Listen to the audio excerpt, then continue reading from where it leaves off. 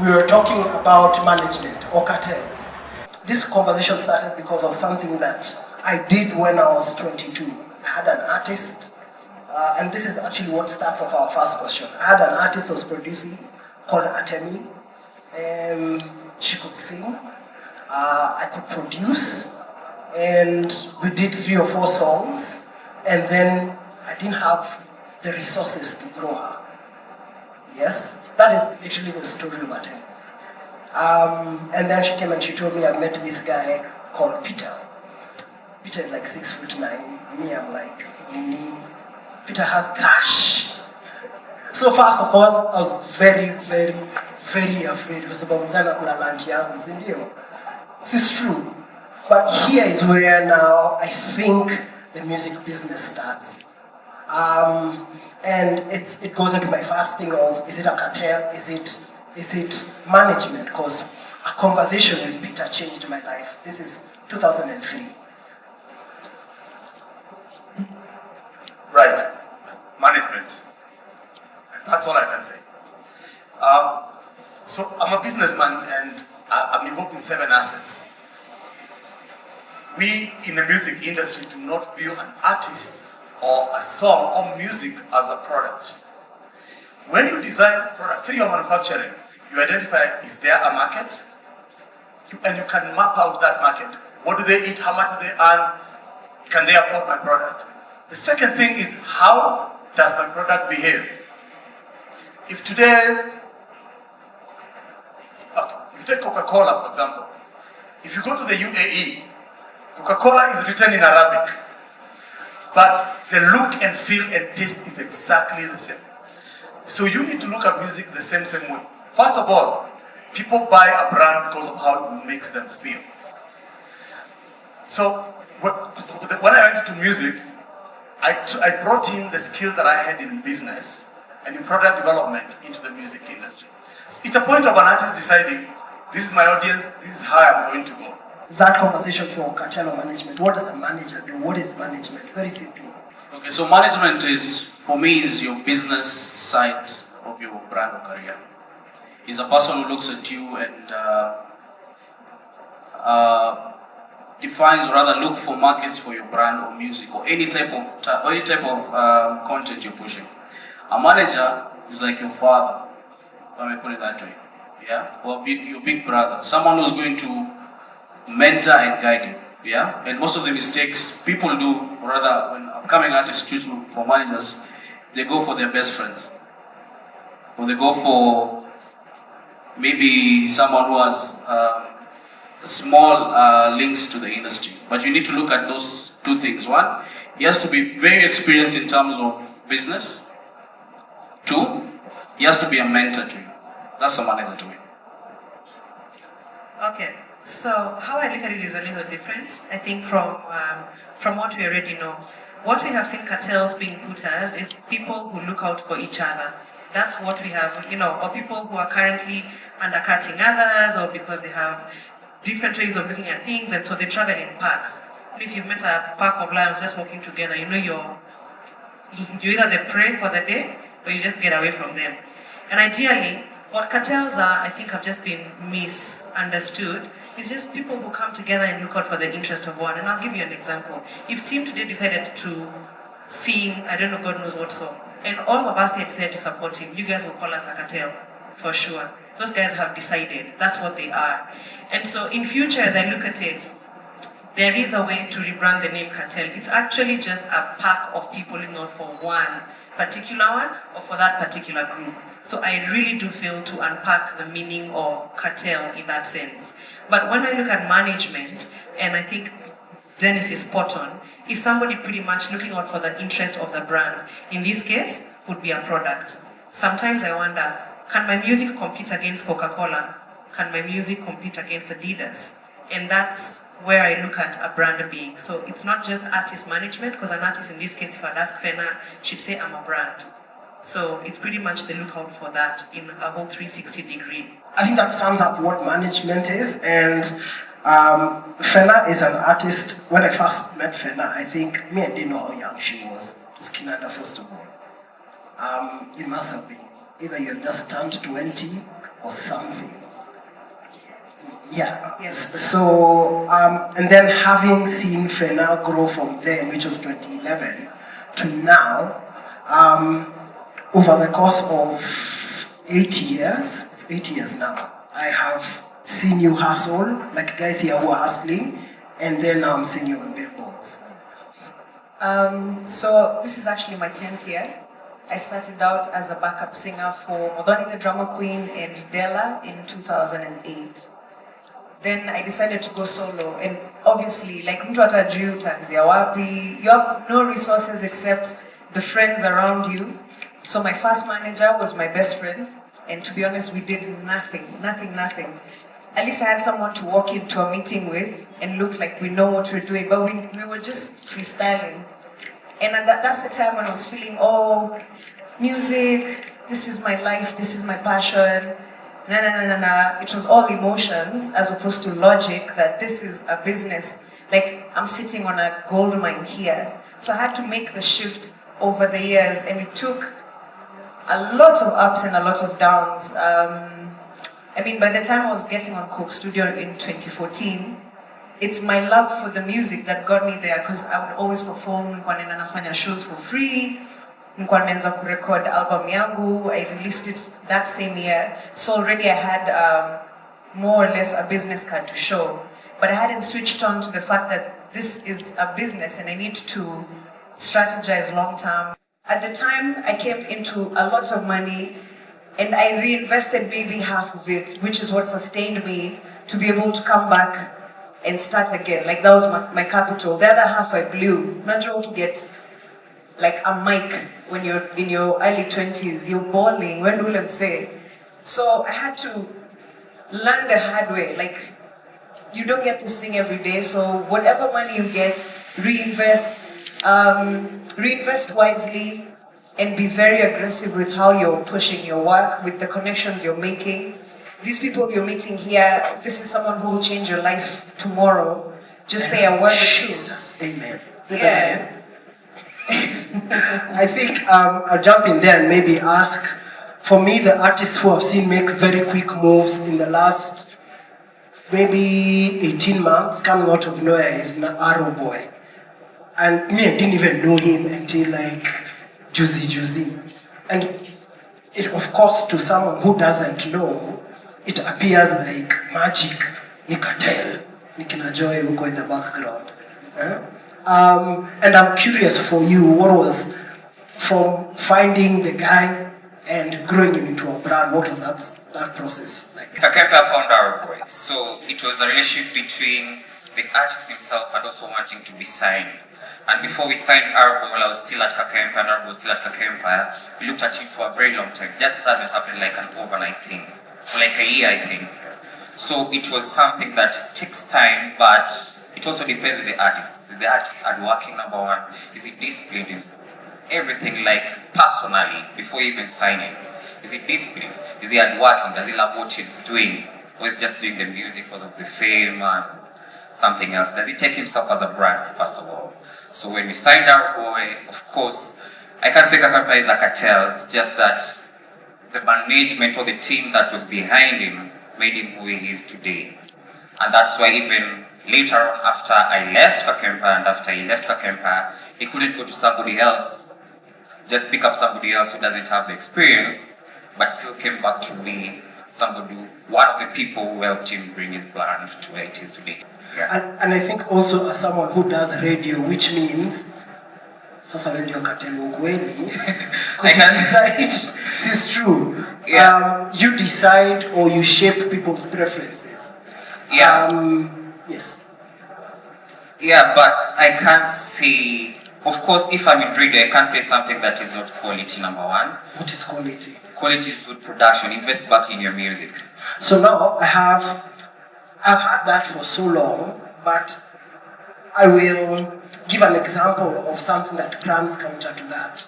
That just shows you the importance of relationships. In 2001, I was a child. 2002, I did a song for a rap group called K-South, and the song was called Kapuka This, yes? It was just a jam we did because we were messing around. And Kido, who was my boss, Kido Kipkosi and Suzanne, took that song. I'll never forget this. That's why I decided I want to be behind the glass and not an artist. Kido took that song, said, "Bang for me this song." That day it was number 3 on Kiss 100. And I was like, what just happened? How did this happen? Like, the song was everywhere, right? So, we also need to be honest with these guys, right? Sinyukweli. But had K-South not met Kido, me, I was just part of the process. It was a team. Someone did a song. Kido and Suzanne had networks at the time. And that evening, I had debuting at number 3. I was like, wait, how can it be debut at number 3 and the song didn't exist at lunchtime today? You understand? Joy Nyashinsky. And I know Faki is his main manager, but I know you're part of the team. Yes? I know Nyashinsky from those days of K-South. He disappeared, he came back after 11 years, and he's the biggest male artist. That's some witchcraft. How did that happen? It's true. So on the story of witchcraft, I first want to agree with Sam on a couple of things. It doesn't matter, and I think it's a Lupita thing, we're in the season of the Oscars, it just doesn't matter where you come from. There's something that stands out when you have good music. And in the recent past, I have been listening to a couple of stations and just thinking, there's music that stands out when you just listen to it. To be honest, the first place where, I think, just speaking of Nyashinsky and where he blew etc., was at this concert where Jidena was on. And I know he had just done a song where he had told us he can't cut and raise for a Nigerian. I mean, Jidena was Nigerian, he wins, just a lot of things going on. But anyway, somebody in the audience who wanted a really big product pushed, which was at Safaricom, spotted him and said, there's something about this guy. See, there was just because he had a platform and pushed, for every platform that he got, I'll have to agree, he does put out some work at it. I'd rather not release a song, but when I release a song, it's really, really good at that. So there is something about standing out when you have good music, and there's something just to allude to what Peter said earlier, is how you make me feel. I think we're all done with the eras of a good musician has a million tattoos, then after you tattoo, there's no more space. You know, there's a place where, you know, there's a certain look that you have, fine, you can dress up every day, then what? We're currently getting to a place where what we hear is what is going to last with us. I'm very impressed when I go to places, even in politics, and I'm watching news, and a politician is quoting an artist's line. I'm like, perfect, this is exactly what it is. And we keep on laughing and saying, people don't quote sermons in the shower or different things, you know, an MD speech or something. They quote songs. That's what we listen to. So we are back to the place where, as much as yes, there is a platform that you'll be given, but how much do you give it, that at the end of it all, somebody is able to spot you and say there's something about this kid that needs to go to the next level. I'm sure that's how you spotted Atemi. That is how Aroboy, between the two, they'll decide where he got it to. You know, that is how well he got. Because every time I also didn't know of Aroboy, but the first time I heard his song, nobody told me that's Aroboy. I listened to it on Kiss 100, and then I Shazammed it. And strange enough, it also appeared. There are some songs we'll hear today in Kenya. We'll Shazam, it tells you no result. That's where we're heading to. I want to disagree with both of you. Seriously. The best Kenyan music has not been heard. We're sleeping on a lot of artists. Maybe they're sitting here. I completely disagree. Tim has an artist called Fee. There's a song, if it has 21,000 views on YouTube. If it could count my views, I listen to that song and I'm wondering, what do Kenyans want? What do Kenyans want? There are very many situations. Sometimes there's luck, or sometimes there's a season. If you look at these boys of Epic, that Lambalolo, it was just a season. A phrase has come in the market and they grab it. And Nani in the background, Tele. Tele pushed after they did the song. But he was the guy. Correct. So the Ilu in Illumina. Yes. He was the guy. The guy who pushed it. So I think we have excellent artists in this country, they just have no networks. For me, I build networks, then I bring my artists to those networks. I lobby heavily on things that I own, and I can tell you, some of the brands that support my artists, I tell them, if you support my artists, I'll do this for you. It's about that. Then I have relationships in radio stations. So sometimes when I book an appointment to go to a radio station, they think I'm going to sell one of my other products. Then I tell them, I have a product. It is, networks are everything. You're as good as your network. But there's sometimes an artist just hits luck, or you're seeing somewhere. Actually, my opinion, controversially, about Nyasinski was Malaika and Maina Kageni. That's what made it. It's Maina Kageni who made Nyasinski. That was it. But you know what you did. No, I don't know what they did, but because he did a song when he came back, and we knew him with Clapton. That song didn't do well. Maina Kageni came, we had the entire day, and after that, he blew up. Everyone has, you just have to position yourself right, but he's a good singer, quality. So I disagree with you.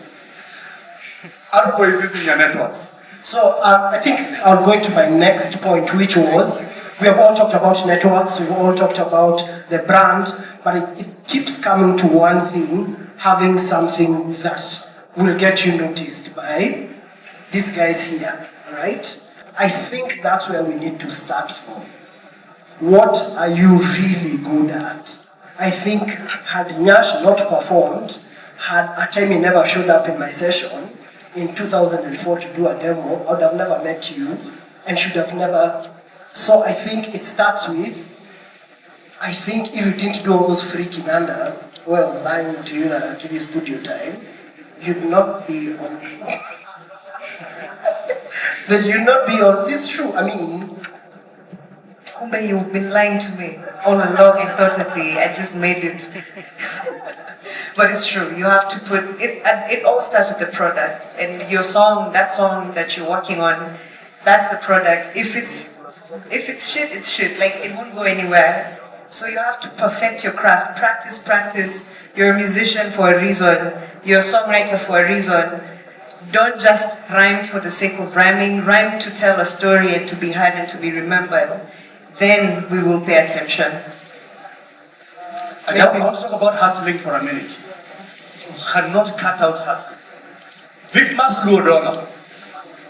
Vicmas Luodola used to call me, send me his music on Facebook over and over and over and over, and I used to tell him I don't do hip hop. He blew up one day and I said, what the hell did I do? I could have made a lot of money. But that guy hustled me. So don't sit there just because you have management. At some day he's going to push you. You have to hustle. But why didn't he pick up after the wave? Like, what do you feel he could have done different after riding that wave? So sometimes there's something called novelty music. I don't know how old you guys are, but there was a guy called, the guy who did 4-in-1. Kaka Soma Labels. That was a novelty song. He needed to have followed it up immediately. But the danger with a novelty song is the risk of being put in a box, that you do jokes and all that. I think Vicmas should have followed up in the same vein. But also Vicmas, the remix is what made him, when he brought in Number 9. But the thing is, if he was under my management, we probably have gone immediately, did an album, and then start in Kisumu, then do a tour. But for that you need resources. guys, have you heard what he's just said here? What has he said? He's talked about, he answered the question by plugging his business. You understand? That's why Peter is magical at what he does. Did you hear how he answered that question? That was, if it was me, so you've heard about Pine Creek and you think he's shit hot, Cynthia, right? That's what he's talking about, hustling. And one thing I must say, and I think all these guys will tell you here, is there's a younger generation of artists who are really, really good. You're an MC, you're a singer, and you're whatever, but the internet deludes you into thinking that you're a star, right? That you'll meet with Tim, we'll agree, then I'll buy for you views. It is true, I can buy for you the views, but are you able to rock a show? And I'll tell you, it also works both ways. We recently opened a management company, and we've had the label with fee and everything, but for me, my greatest scoop last year was signing Boy. And he knows of me, I know of him, but it took 1 year. And me, I had to dart him like a chick, like seriously. Like, this is me, I am good. And literally, I had to chase after him. Are you hearing hustling? So even for us guys, we are always hustling. We are always hustling. We are always selling. And for me, he told me, I am here. I have done 2-in-1. This is September. And remember, we met at a Java. He's done Safaricom. That was, he's done Blaze. 2-in-1 had just come out. It has 2 million. And I meet with him at Java, and he tells me, okay, Sawa, what are you going to do for me? I have a studio. I am huge. What are you going to do? What makes you so special? I don't know what I said. Like, I can't, but he agreed. And I think I told him, give me 2 months. If no one in Nairobi, no one in Kenya knows you, right? If no one knows you more than they know you now, then you realize an ichuja. Literally, that's how that conversation went. And you saw what happened on 31st, right? That was Safi gig. It wasn't magic. There was a process that went into him becoming a better build artist than Diamond, right? And after that, he was like, okay, sasa tunaweza ongea. If me, I'm hustling, and I'm 37, I can't even relate, and I'm 28 plus VAT. 45? If me, I'm hustling that hard, how about you younger guys? And I think Deno sees more of that than even me. Maybe don't jump into Yes, that. so I want to mention 2 things. At Kaka Empire, how we identify artists, there are 3 values that you work with, and I'll say them in order. Number 1 is discipline and patience. Yeah? Number 2 is value for money, and then number 3 is talent. Notice I'm not starting with talent. Yeah? To just jump into what you've said, for me, I don't believe there are cartels in the industry. There are no cartels. Whether people want to disagree or agree, for me, we have no cartels. It's just how you position yourself as an artist. If you look at those successful artists that are here today, the Fena, the Kali, the Octos, the King Kakas, they position themselves in the right way. They knew the right people, they worked with the right team, and they got to where they are today. The right team. The right team, yeah, and got to where today. So for you who wants to venture into music and you want to be successful, just know if you work with the notion that there are radio cartels, there are events cartels, you're not going to succeed. Just position yourself the right way. And as Martin has put it, your network is your network. Yeah. I think for me, then the next thing becomes, you're on your way to the top, you started getting noticed. Do you still continue operating? How do you build the team around yourself? Which is what all these guys would want to know. How do you build the group of people who walk into a room with you? Because for me, my team, when I was 22, was Suzanne and Guido and Eric. All those people were at least older than me by 10 years. But they got me into a room. So what would you tell these guys? I was actually going to ask that, like, first of all, what's the expectation of the artist from the manager and the manager from the artist? Another question is why we don't have managers, we don't have good managers, which is why we artists feel like there's a cartel, because team manager na Dennis and na Peter. So we know like 5 managers. We know Marek, we know Tim, we know Dennis, Kaka Empire, it's a handful. So what's the future for management? Because at this stage, I don't know who I can trust with my career. So because I'm independent, I have to figure out how I'm gonna get that deal. So I have to become the manager, like most artists manage themselves. So that disconnect, and I think you would be better placed to explain how we can create managers who understand the business. When you are looking for management, and management fits different aspects of your brand.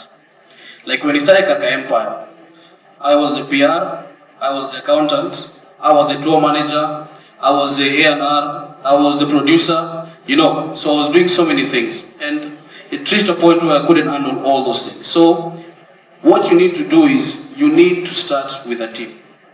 So you need to look at people around you and look at their strengths. For example, we have my colleague here called Prince. Prince is very good with social media and very good with artists. So he handles tours and management. We have a media team, a communication team, and we've identified these people from the interactions we've had with them in the past. But the key thing is, when you're choosing the team or you're choosing the person to work with, you need someone who believes in your vision. I think maybe that is the key thing, someone who believes in your vision. Because if you're 22 and the biggest gig umecheza sijui is another free gig where you performed at 3 in the morning, how do you get a team? How do you, those are the gigs guys are getting, right? It's a road show. Do you really need a team for a road show? Like, how do you move?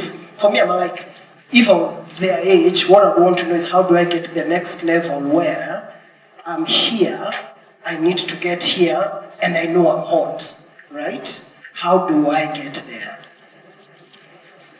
So I'll just pick that up slowly, and I'll borrow this experience from Mo Sound. I think one of the things that we had is, and we've done several projects, and I'll start with Groove. We'd always tell an artist, please come with your manager, and he'd come with his brother or his sister. Then the work of this manager becomes to ask me for the check and know that the food is ready. That's how we knew management before. And we had to sort of regroup and ask ourselves, so why are you my go-between you and your brother or your sister in this case? And then came another level of people that we happened to meet, and we also did Toweza, and now we met a different kind of management, where we had a bigger crop of artists would come and say, so in management, this is what we want. This person would give me everything I require from an artist before, and now I'm giving you as the end user. They tell me, first they won't start with the hospitality rider, which is, I know, a big deal. I want my chicken wings backstage, or I want this and this at the back. No, they say, what is more important? Then ask me the real questions. What is the event about? How long do you want me on stage? What is this all about? They kind of get a brief about this, and that's when I saw a different level of management. But I want to be honest, one of my favorite events to have ever done when I understood management was a Chris Brown event in Kenya. I don't know if I've ever seen this level of management before. The first thing they asked was, what kind of event? They asked us every detail without a cost.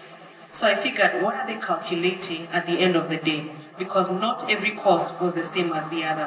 Where are we going? How many people? So do you want it on live band? Are you asking me for a DJ? What is the message that you want me to do first? How long am I on stage for? And then they gave us a technical rider of a lifetime. It was 39 pages. You go home, you go think about your life again, you wake up to start looking at this rider slowly. This is the kind of amplifier I want on this side of the stage I want this. When I put my thumb up, this is what it means. When I put it down, this is what it means. In terms of microphone, I know, when I was showing some people his own rider, one of the things we didn't have on our own, we know we have the usual technical rider, but we didn't even have the distance between me and the microphone needs to be these meters. I've never seen that before, let me be honest. I was t-shirt. I'm like, what do you mean? Now I start measuring centimeters, how far you want me from the stage. So my point being in this whole story is a manager sort of understands what the brand is, and not just when you're booking for events. One of the things I understood is they were happy to tell us, we're launching the next album on this day, this is what is happening on this, because they're involved in the artist's life, just more than just the money, etc. The money was not even a 10 of what it was. It wasn't about the percentage anymore. They were more worried about the brand visibility of this artist. They went ahead to ask us stranger questions. How many tickets have you sold? Where are you advertising? What's the publicity like? Because they don't want to do a failed event for their artist, quote unquote. It may not have been the best, but that's how we understood it from our level when we were booking for artists. I think, for me, one of the greatest schools of management or whatever that I learned was For 8 years, actually 10 years, Eric Wanena was my business partner. And Eric is way older than me. And I got to see what a manager does. I mean, I've done some schooling, but for me it's that thing of making someone's life easier. That's the first thing. Someone who understands your brand, and then you're right to ride or die. Yani, the number of times they know her sorted problems, or him, or Peter or Joy. It's someone who has your back in a way that you can concentrate on your talent. Literally, that's what a manager does. They understand where we are going. They know after this we are going there. But in between, we need to look like this. We need to perform like this.